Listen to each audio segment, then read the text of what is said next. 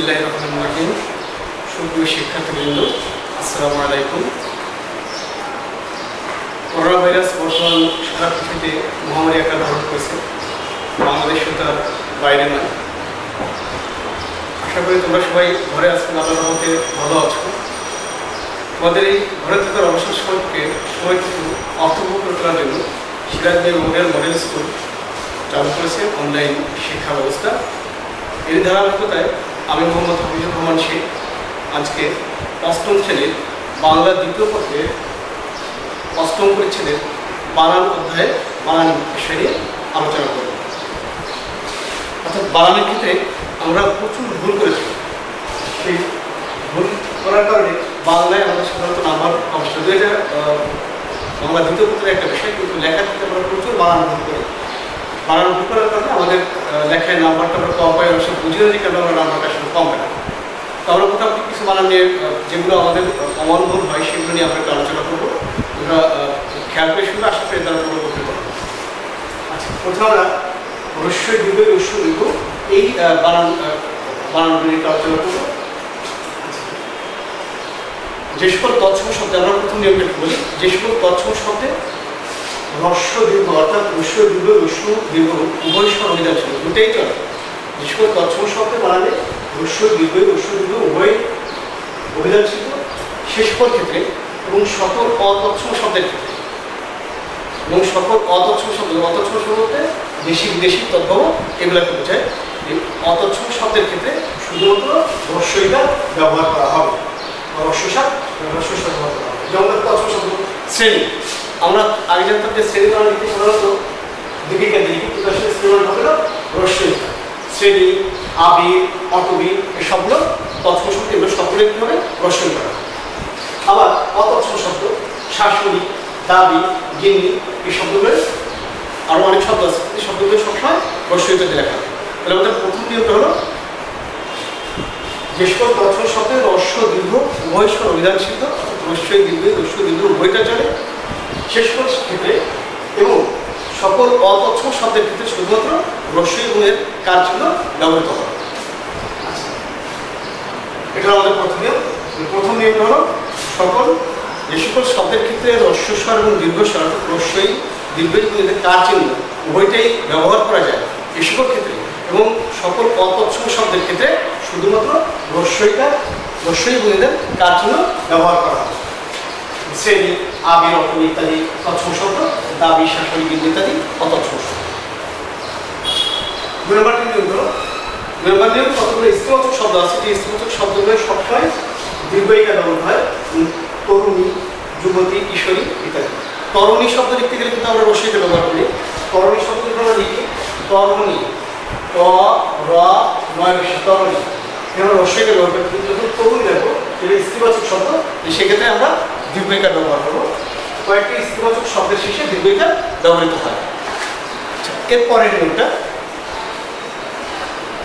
ভাষা জাতির নামের ক্ষেত্রে, ভাষা ও জাতির নামের ক্ষেত্রে সবসময় রস্যইকার ব্যবহার করবে। আমরা অনেক সময় লিখতাম বাঙালি, আরবি, জাপানি দীর্ঘইকার লিখতাম, কিন্তু ভাষা ও জাতির নামের শেষে রস্যইকার হবে। বাঙালি, জাপানি, আরবি, পাকিস্তানি ইত্যাদি যে কোনো ভাষা এবং জাতির নামের সাথে কী হবে রস্যইকার ব্যবহৃত হবে। যে সকল শব্দের শেষে বিশেষণবাচক শব্দের শেষে আলি থাকে, যে সকল বিশেষণ শব্দের শেষে আলি প্রত্যয়যুক্ত আছে, এই সকল আলি প্রত্যয়যুক্ত শব্দ সবসময় রস্যইকার দিতে হবে।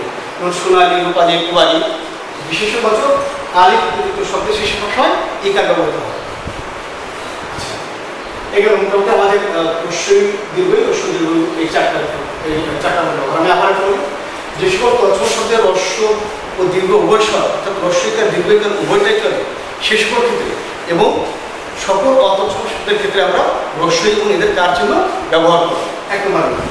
2 নম্বর নিয়ম হলো কয়েকটি স্ত্রীবাচক শব্দের শেষে রস্যইকার ব্যবহৃত হয়, দীর্ঘইকার ব্যবহৃত হয়, যেমন তরুণী, যুবতী, কিশোরী ইত্যাদি। 3 নম্বর নিয়মটা ভাষা ও জাতির নামের শেষে সবসময় রস্যইকার ব্যবহৃত হবে। 4 নম্বর নিয়মটা বিশেষণবাচক আলি প্রত্যয়যুক্ত শব্দ, অর্থাৎ যে সকল শব্দের শেষে আলি প্রত্যয় থাকবে, যে সকল শব্দের শেষে আলি প্রত্যয়যুক্ত আছে এই সকল শব্দের ক্ষেত্রে সবসময় রস্যইকার ব্যবহৃত হবে। সোনালি, রূপালি, কুমারী ইত্যাদি।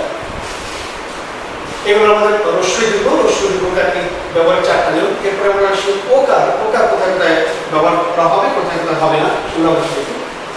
ক্রিয়াপদের বানাবে। ক্রিয়াপদ তো বোঝো যে পদ দ্বারা কোনো কাজ করা বোঝায় তাকে সাধারণত ক্রিয়াপদ বলে।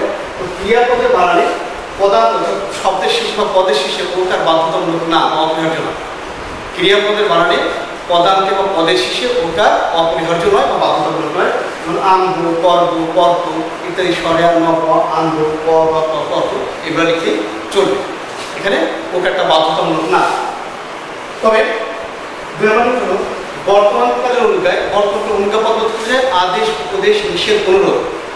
যদি এই শব্দগুলো দ্বারা এই আদেশ, উপদেশ, নিষেধ, অনুরোধ এগুলোর কোনোটা বোঝায় তাহলে কখনো কখনো ওকার দেওয়া যেতে পারে।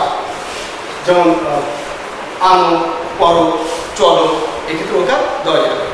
তো আমাদের প্রথমে প্রশ্ন যে ক্রিয়াপদের বানানে পদান্তে বা শব্দের শেষে ওকার বাধ্যতামূলক বা অপরিহার্য নয়, কিন্তু বর্তমানকালের অনুযায়ী বর্তমানকালের অনুজ্ঞা বলতে হলো আদেশ, উপদেশ, নিষেধ, অনুরোধ এইসব ক্ষেত্রে কখনো কখনো সামান্যরূপে ওকার দেওয়া যেতে পারে। যেমন আনো, করো ইত্যাদি। আবার আনো প্রত্যন্ত শব্দ অর্থাৎ যে সকল শব্দের শেষে আনো থাকে সেখানে ওকার দেওয়াটা বাধ্য হবে। যে সকল শব্দের শেষে আনো থাকে সেসব শব্দের শেষে ওকার হবে। যেমন পড়ানো, আনো, করো ইত্যাদি, পড়ানো, দেখানো ইত্যাদি।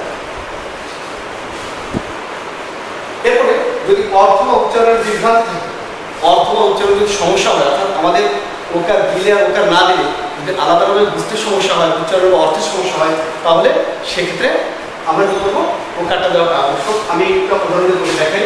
কয়াকার ল, কয়াকার ল। এখন আমি একটা বোঝাবো কালো, আরেকটা বোঝাবো কাল বা সময়।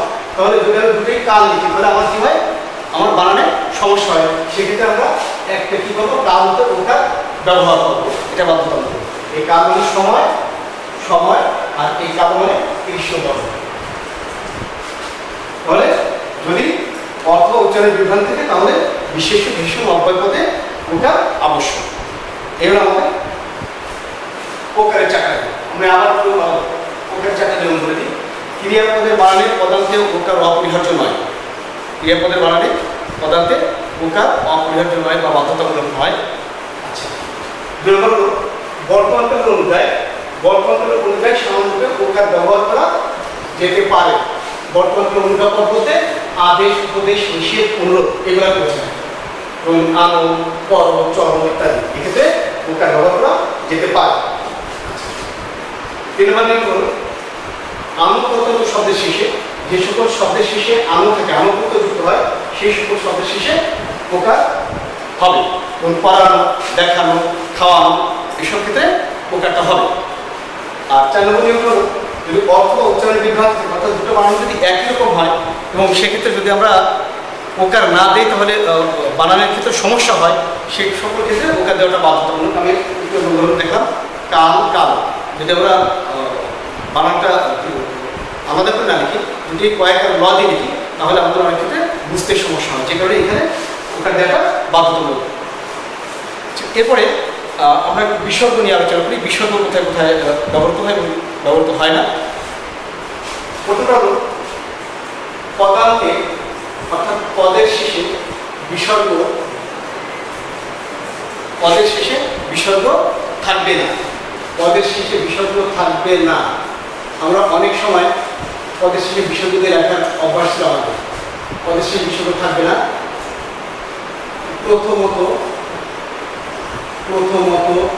প্রধানত,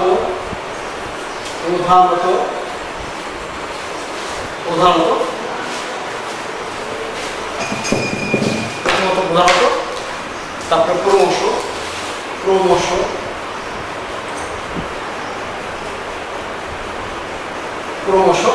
এই যে শব্দগুলো বিসর্গ শব্দের শেষে বিসর্গ থাকবে না। আমাদের প্রথম নিয়ম হলো পদান্তে বিসর্গ থাকবে না। 2 নম্বর নিয়ম হলো পদমধ্যস্থ বিসর্গ থাকবে। পদের মধ্যে বিসর্গ, পদমধ্যস্থ। অভিধান সিদ্ধ হলে পদমধ্যস্থ বিসর্গ থাকবে না, বিসর্গ থাকবে না। তুমি যখন দুস্থ লিখি দর্শক শয়ত দুস্থ দুস্থ, তারপরে যদি আমরা লিখি নিঃশ্বাস, এখানে কি হবে না, বিসর্গ হবে না। এর হবে তাহলে পদার্থে বিসর্গ থাকবে, অর্থাৎ পদের শেষে পদের শেষে বিসর্গ থাকবে না, পদমধ্যস্থ বিসর্গ থাকবে, দুঃখ নিষেধ ইত্যাদি।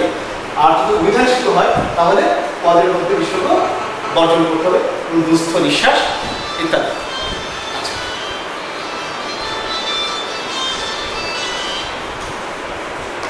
এইগুলো আমাদের বিসর্গ ব্যবহার করব, তিনটা নিয়ম। আচ্ছা, এরপরে আমরা যে বিষয় নিয়ে আলোচনা করবো ইম্পর্টেন্ট একটা, আরও ইম্পর্টেন্ট একটা বিষয়, যেটা পরবর্তী বিভিন্ন ক্লাসে তোমরা এটা পাবে, 9 পাবে, তারপরে কলেজে গেলে পাবে, আছে এগুলো সবসময় সম্পর্কে কাজে, সেটা হলো নৎপর শব্দটা মূর্ধন্য আর মূর্ধন্য ব্যবহারের নিয়ম। আচ্ছা, প্রথমে আমরা মূর্ধন্য ব্যবহারের নিয়মগুলো আলোচনা করবো, কোথায় কোথায় মূর্ধন্য ব্যবহার হয়।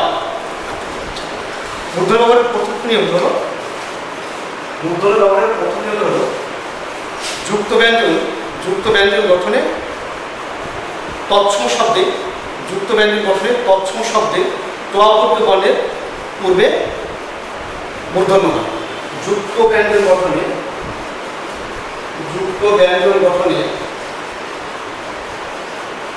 তৎসম শব্দে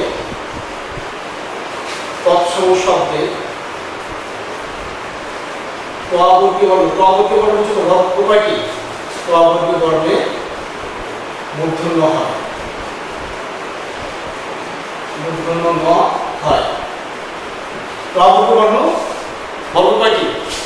আমরা জানি যে ক থেকে ম পর্যন্ত 25টি বর্ণ আছে। এই 25টি বর্ণকে 25টি বর্ণকে 5টি ভাগ করা যায়। ক, চ, ট, ত, ক, অর্থাৎ ক বর্ণের ভিতরে আছে ক, খ, গ, ঘ, ঙ। ঠিক সেগুলো ক বর্ণের ভিতরে আছে ক, খ, গ, ঘ, মূর্ধন্য। এই ক, খ, গ, ঘ এই বর্ণের সাথে যে নটা হবে, ক, খ, গ, ঘ এই বর্ণের সাথে যুক্ত ব্যঞ্জন গঠনে যে নটা হবে, এই নটা হবে সবসময় মূর্ধন্য। তাহলে ঘন্টা,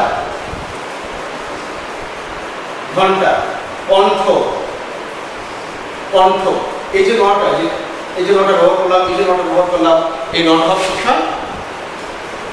তারপর ভণ্ড, এই নটা সবসময় মূর্ধন্য। তো প্রথম নিয়ম হলো যুক্ত ব্যঞ্জন গঠনের তৎসম শব্দের তোয়াবর্গ বর্ণে মূর্ধন্য ব্যবহৃত হয়, প্রথম নিয়ম। আচ্ছা, 2 নম্বর নিয়মটা হলো, 2 নম্বরটা নিয়ম হলো তৎসম শব্দের রি, রিকার, র, রফলা, রেফ। দেখো আমরা লিখে দিই, রি, রিকার, র, রফলা, রেফ, তারপরে মূর্ধন্য স, ক্ষিয়। এই বর্ণগুলোর পর সবসময় মূর্ধন্য ন হয়। তৎসম শব্দ গঠনে রি, রিকার, র, রফলা, রেফ, ক্ষিয়, মূর্ধন্য স এই বর্ণগুলোর পর সবসময় মূর্ধন্য ন হয়। আমরা যদি উদাহরণ দিয়ে দেখাই, তো দেখো রি, মূর্ধন্য রি, রন, র, মূর্ধন্য রন, খন, খ, মূর্ধন্য খন। অবশ্যই দেখো বিশেষণ, এই যে মূর্ধন্য শব্দ এরপর নট হবে মূর্ধন্য ন। তৎসম শব্দ রি, রিকার, র, রফলা, রেফ, মূর্ধন্য স, ক্ষিয়। এরপরে যে নটা হয় সেই নটা সবসময় কি হয়? মূর্ধন্য ন হয়। এরপরে লিখি আমরা, এরপর হলো এই যে রি, রিকার, রফলা, রেফ এগুলো লিখতাম। রি, রিকার, রফলা, রেফ।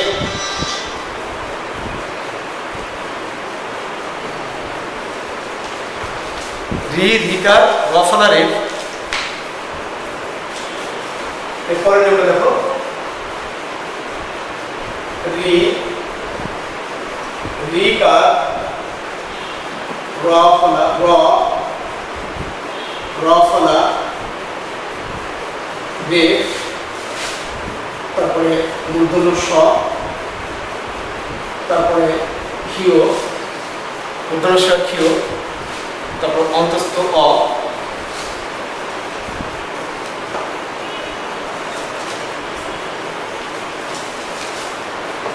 তারপরে আসে আমরা অন্তস্থ জ, অন্তস্থ অ, অনুস্বর। দেখুন অবর্গীয় বর্ণ, অবর্গীয় বর্ণ ও অবর্গীয় বর্ণ। অবর্গীয় বর্ণ কি কি লিখলাম? রি, রিকার, র, রফলা, রফলা, রেফ, মূর্ধন্য ষ, ক্ষিয়, জ, অন্তস্থ অ, অনুস্বর, অবর্গীয় বর্ণ, অবর্গীয় বর্ণ। এই বর্ণগুলোর পরে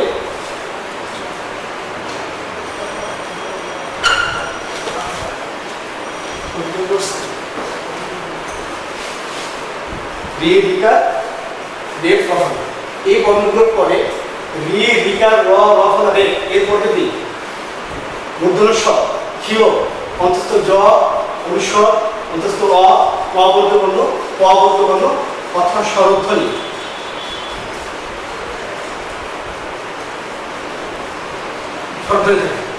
রি, রিকার, রফলা, রেফ, এই বর্ণগুলোর পরে মূর্ধন্য ষ, ক্ষিয়, অন্তস্থ জ, অন্তস্থ অ, অনুস্বার, অবর্গীয় বর্ণ, অবর্গীয় বর্ণ অথবা যদি স্বরধ্বনি থাকে তাহলে এর পরের যে নটা সেই নটা কি হয়? মূর্ধন্য ন হয়। যেমন দেখুন হরিণ, হরিণ। এখন দেখো হরিণ লিখতে কোন মূর্ধন্য হলো? হয়তো মনে করতে পারছে র আছে, র মূর্ধন্য আছে, রয় করে না, এটা আমরা ভাঙলে হয় হ যোগ ইন, হরিণ। তাহলে এই রয় করে কি আছে? স্বরধ্বনি আছে। স্বরধ্বনি থাকার কারণে এর পরের যে নটা এই নটা মূর্ধন্য হলো। তারপর আমরা দেখো কৃপণ, কৃপণ, কৃপণ, অবর্গীয় বর্ণ ক, এখানে কি আছে? মূর্ধন্য। অপেক্ষমান, অপেক্ষমান, এটা দুটাই হয়, ক্ষিয় আছে, তারপরে ম আছে, ম হলো অবর্গীয় বর্ণ, এরপর নটা মূর্ধন্য। তাহলে আমাদের নিয়ম হলো রি, রিকার, রফলা, র, রেফ, এরপর যদি মূর্ধন্য স, ক্ষিয়, অন্তস্থ জ, অন্তস্থ অ, অনুস্বর, অবর্গীয় বর্ণ, অবর্গীয় বর্ণ অথবা স্বরধ্বনি থাকে, স্বরধ্বনি থাকে, এরপরে যে নটা সেই নটা সবসময় কি হয়? মূর্ধন্য ন হয়। এরপরে আমরা আসি প্রপরা পরিণী, প্রপরা পরিণী, প্রপরা পরিণী, এই চারটা উপসর্গের পরে প্রপরা পরিণী, এই চারটা উপসর্গের পরে নম, নস, এরপরে যদি এরপরে কি থাকলে নম, নস, নম, নস, নি, নু, নি, নু, হন, অন, প্রপরা পরিণী, এই চারটা উপসর্গের পরে যদি নম, নস, নি, নু, হন, অন এই এগুলা থাকে, ধাতুগুলা থাকে, তাহলে এর পরে সবসময় কি হয়? এর পরে সবসময় মূর্ধন্য হয়। প্রপরা, প্রপরা পরিণী, এই চারটি উপসর্গের পরে নম, নস, নি, নু, অন, হন এই ধাতুগুলো থাকে, এরপরে নটা সবসময় মূর্ধন্য হয়। প্রণাম, প্রণাম, তারপরে পরায়ণ, পরায়ণ,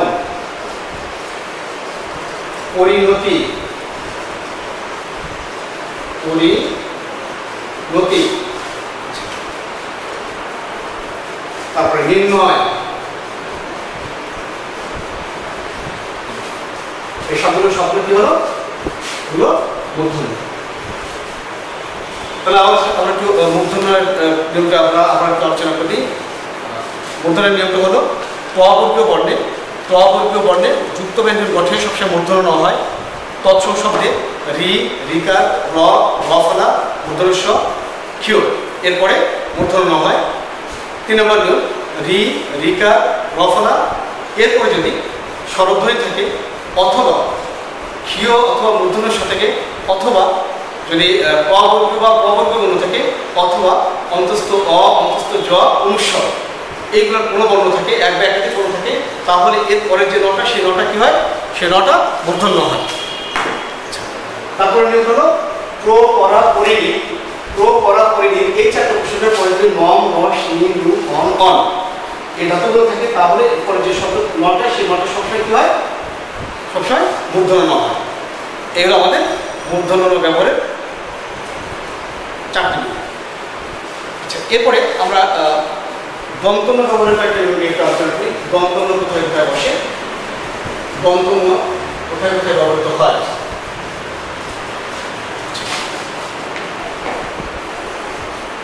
যুক্ত ব্যঞ্জন গঠনে আমরা প্রথম যে নিয়মটা দিয়েছিলাম, এই যুক্ত ব্যঞ্জন গঠনে তৎসম শব্দে প্রবর্গের সাথে, যুক্ত ব্যঞ্জন গঠনে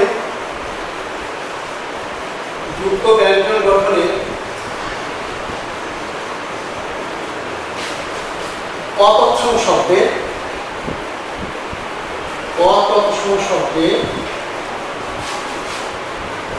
প্রবর্গের পূর্বে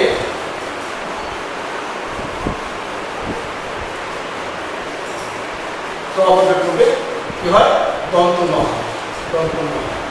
অতৎসম শব্দের ক্ষেত্রে ওই যে আমাদের আগে নিয়মটা মতে অতৎসম শব্দের ক্ষেত্রে কি ছিল? মূর্ধন্য ন। আর তৎসম শব্দের ক্ষেত্রে ছিল মূর্ধন্য ন, আর অতৎসম শব্দের ক্ষেত্রে হবে দন্ত ন।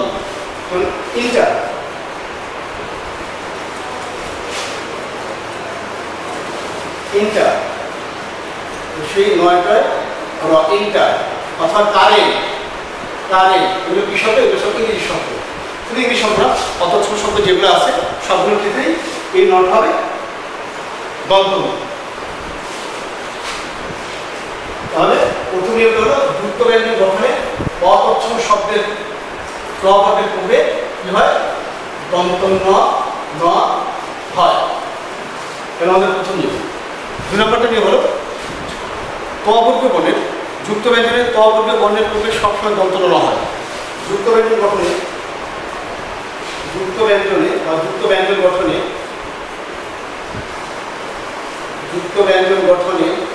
তবর্গীয় বর্ণের সাথে তবর্গীয়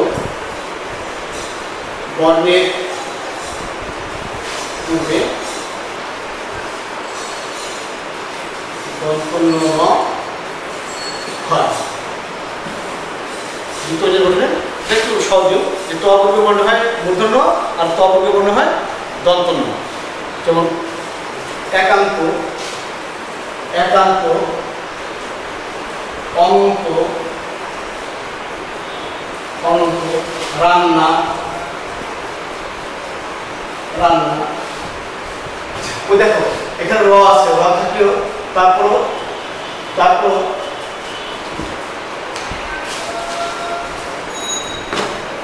অতৎসম শব্দ, একান্ত, অনন্ত ইত্যাদি। আচ্ছা, এরপরে পরের নিয়ম হলো সন্ধি ও সমাসজাত শব্দে, অর্থাৎ যে সকল শব্দ সন্ধি এবং সমাস থেকে আগত, এই সকল শব্দের ক্ষেত্রে সবসময় দন্ত ন হয়। শব্দে দন্ত ন হয়।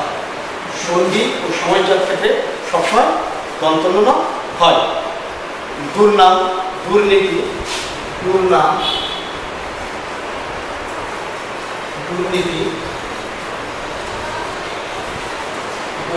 ইত্যাদি। দেখো এরপর যদি রেপ আছে, তারপরে এখানে রেপ আছে, এটার পরে মানে এই নটা কি হচ্ছে? নটা দন্ত হচ্ছে, কারণ হলো এই শব্দগুলো সন্ধি অথবা সমাস থেকে আগত। আচ্ছা, এরপরে তদ্ভব দেশি বিদেশি শব্দের বানানে সবসময় তদ্ভব দেশি ও বিদেশি শব্দের বানানে সবসময় তদ্ভব দেশি ও বিদেশি শব্দে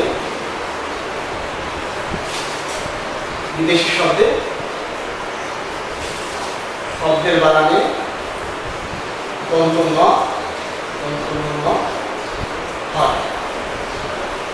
তদ্ভব দেশি ও বিদেশি শব্দের বানানে কি হয়? দন্ত ন হয়। আপন, আয়রন, এইগুলো আমাদের দন্তন্য ব্যবহারের কয়েকটা নিয়ম। তাহলে আমি আমার একটু আলোচনা করি। যুক্ত ব্যঞ্জন গঠনে অতৎসম শব্দের ত বর্গের সাথে বা ত বর্গের পূর্বে সবসময় কি হয়? দন্তন্য হয়।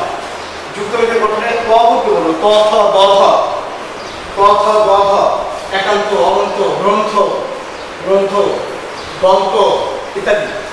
ত বর্গ বর্ণের পূর্বে সবসময় দন্তন্য হয়। সন্ধি ও সময়চার শব্দে সবসময় দন্তন্য হয়।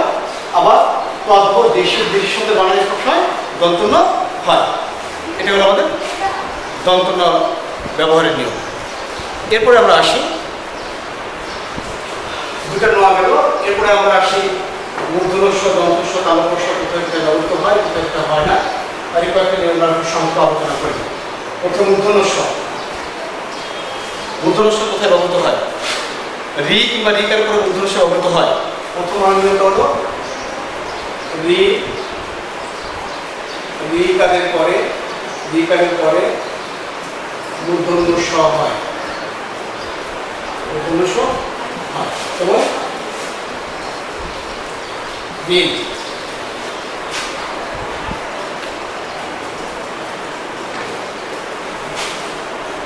ঋষি, ঋষি, কৃষি, কৃষ্টি, ঋষি, কৃষি ইত্যাদি। বা রিকার পরে কি হয়? মূর্ধন্য স হয়।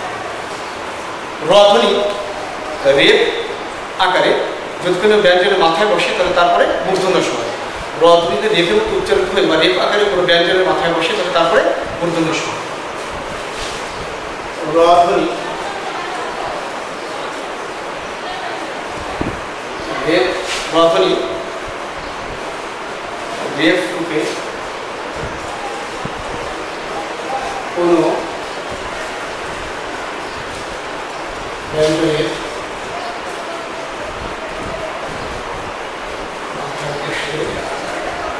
তারপরে মূর্ধন্য স। মূর্ধন্য স। বর্ষা, বর্ষা, বিমর্ষ,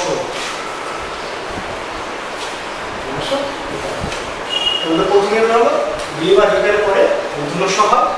রধ্বনি রেপ কি করে ব্যঞ্জনের মাথায় বসে তারপরে কি হয়? তারপরে মূর্ধন্য স হয়।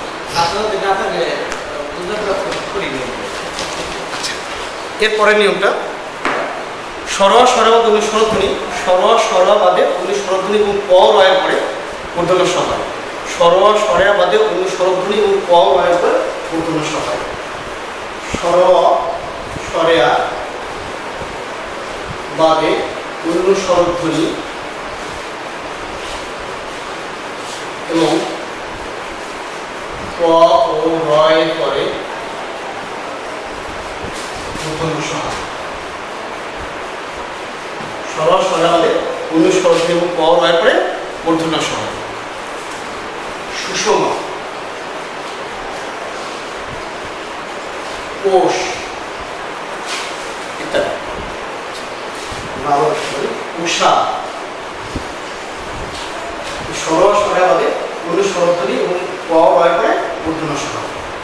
এরপরে নিয়মটা হলো ইকারান্ত এবং উকারান্ত কতগুলো উপসর্গের পরে, কতগুলো শব্দের পরে, ইকারান্ত এবং উকারান্ত উপসর্গের পরে কতগুলো শব্দে, অর্থাৎ পূর্ববর্ণে যদি ইকার বা উকার থাকে তাহলে পরের যে শটা হয় সেই শটা মূর্ধন্য স হয়। লিখি আমরা ইকারান্ত,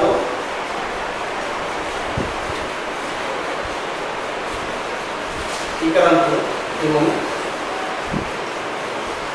উকারান্ত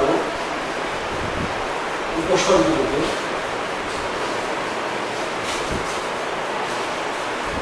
গঠিত শব্দে, গঠিত কতগুলো শব্দে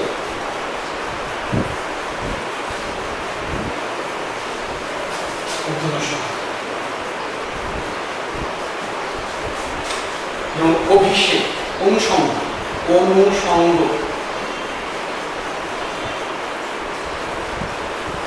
অভিষেক পূর্ববর্ণে কি আছে? অনু, অশোকা, এগুলোর পরের শটা কি হলো? মূর্ধন্য স। অভিষেক পূর্ববর্ণে কি আছে? ইকার, যেগুলোর পরের শটা মূর্ধন্য স। এরপরে যুক্ত ব্যঞ্জন গঠনে ত বর্গ বর্ণের সাথে যুক্ত ব্যঞ্জন গঠনে ত বর্গ বর্ণের সাথে সবসময় মূর্ধন্য স হয়। যুক্ত ব্যঞ্জন গঠনে ত বর্গ বর্ণের সাথে সবসময় মূর্ধন্য হয়। যুক্ত ব্যঞ্জন গঠনে যুক্ত ব্যঞ্জন গঠনে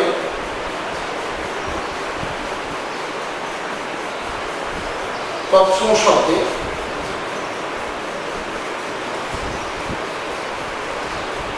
ত বর্গ বর্ণে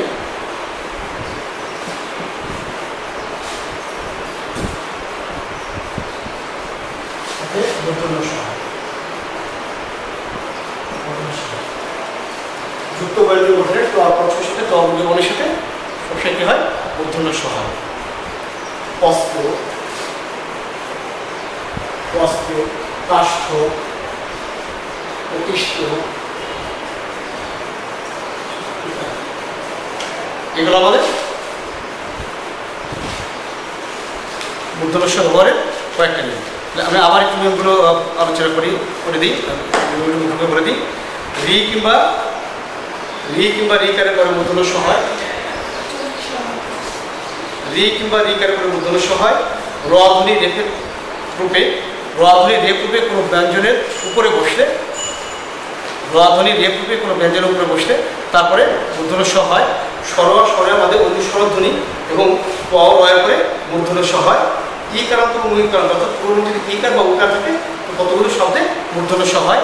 যুক্ত ব্যঞ্জন গঠনে তৎসম শব্দে ত বর্গ বর্ণের সাথে কি হয়? মূর্ধন্য স হয়। এগুলো আমাদের মূর্ধন্য স ব্যবহার নিয়ম। এরপর আমরা দন্ত স। দন্ত স কোথায় আসে?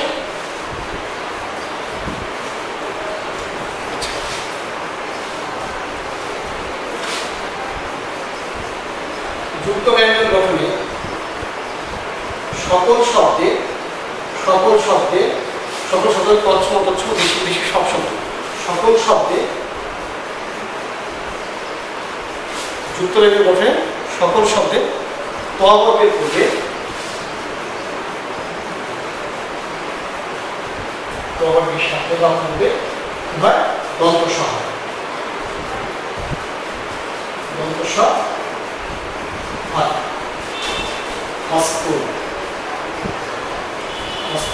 তৎসম শব্দ আস্তে,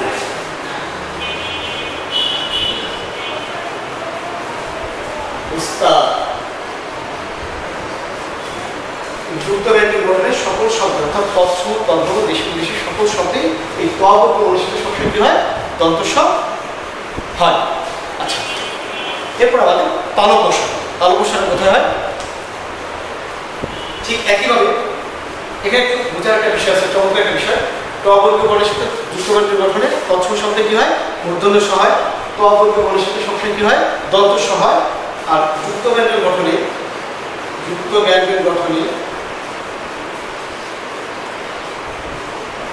চ বর্গ বর্ণের সাথে বর্ণের পরে কি হয়? তালব্য স। তালব্য স হয়। তালব্য স, তালব্য স। নিশ্চয়,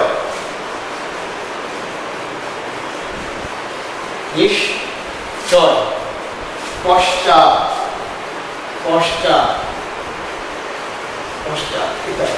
অর্থাৎ চ বলতে চ, ছ, জ, ঝ, এর প্রত্যেকের সাথে যে শব্দ হবে সেই শব্দ হবে পরিষদ তালব্য স। এই ত বর্গ বর্ণের সাথে যুক্ত ব্যঞ্জন গঠনে মূর্ধন্য স হয়। আর যুক্ত ব্যঞ্জন গঠনে সকল শব্দেই ত বর্গের সাথে দন্ত স হয়। আর চ বর্গের সাথে কি হয়? তালব্য স হয়। আচ্ছা, এরপরে আরেকটা আমরা দেখি রেফ। অনেক সময় আগে আমরা লেখার সময় রেফের পরে বন্ধের মধ্যে দিতাম, যে বন্ধের মধ্যে হতো, এই বন্ধের মধ্যে দ্বিত্ব উচ্চারণ করতাম আমরা। নিয়মটা হলো রেফের পরে ব্যঞ্জন বর্ণের কোনো দ্বিত্ব হবে না। রেফের পরে ব্যঞ্জন বর্ণের দ্বিত্ব হয় না। ব্যঞ্জন, আচ্ছা, আমাদের রেফের একটা বানানো নিয়ম ছিল, রেফের পরে ব্যঞ্জন বর্ণ দ্বিত্ব হয় না। অর্থাৎ রেফ থাকলে ব্যঞ্জন বর্ণ একটাই ব্যবহৃত হয়, দ্বিত্ব কখনো পর, যোগ, পূর্ব, শব্দ ইত্যাদি। আমরা অনেক সময় এই চারটি জলটা একটা বলটা ব্যবহার করতাম। রেফের পরে ব্যঞ্জন বর্ণ কখনো দ্বিত্ব হয় না। আচ্ছা, এরপরে আমাদের অনুষ্ঠিত হল সন্ধিত কষণ শব্দে প্রথম পদের শেষে ম থাকলে ক বর্গের পূর্বে প্রথম পদের শেষে যদি ম থাকে তাহলে ক বর্গের পূর্বে ম স্থানে অনুস্বর হয়। অহং যোগ কার, এখানে আমাদের কি আছে, শেষ প্রথম পদের শেষে ম এবং এদিকে ক বর্গের বর্ণ আছে, এখানে ময়ের পরিবর্তে কি হবে অনুস্বর অহংকার। আবার সম যোগ গীত, এখানে ম আছে, এখানে ক বর্গের বর্ণ ব আছে, যে কারণে কি হবে সঙ্গীত। যদি এইভাবে সন্ধি না হয়, এইভাবে সন্ধি না হলে তাহলে ম স্থানে কি হবে কুঁ হবে, যেমন অঙ্গ, আকাঙ্ক্ষা ইত্যাদি। এরপরে আমরা দুইটা নিয়ে আলোচনা করে আমাদের আলোচনা শেষ করব। প্রত্যয় ও বিভক্তিহীন শব্দের শেষে যে সকল শব্দের শেষে প্রত্যয় বা বিভক্তি থাকবে না, প্রত্যয় ও বিভক্তিহীন শব্দের শেষে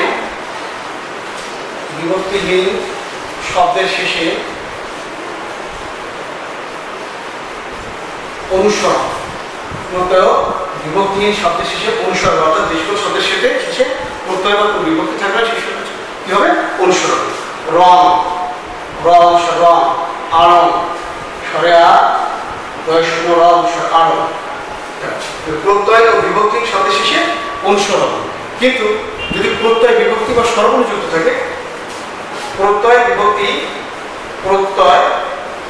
বিভক্তি বা স্বরধ্বনি স্বরবর্ণ যুক্ত থাকলে কি হবে ও হবে। আমাদের নিয়মটা হলো প্রত্যয় বিভক্তি শব্দ, অর্থাৎ শব্দের শেষে প্রত্যয় বা বিভক্তি নাম থাকে তাহলে অনুস্বর, কিন্তু প্রত্যয় বিভক্তি বা স্বরবর্ণ যুক্ত থাকে তাহলে এই অনুস্বর নামে কি হবে ও হবে। যেমন রঙে, যদি আমরা লিখি রঙে, র ও এটা রঙে, আড়ঙে, স্বরে আ, বৈষ্ণ র ও এটা আড়ং, এখানে এ প্রত্যয় এই বিভক্তি যুক্ত আছে, যে কারণে কি হলো ও হবে।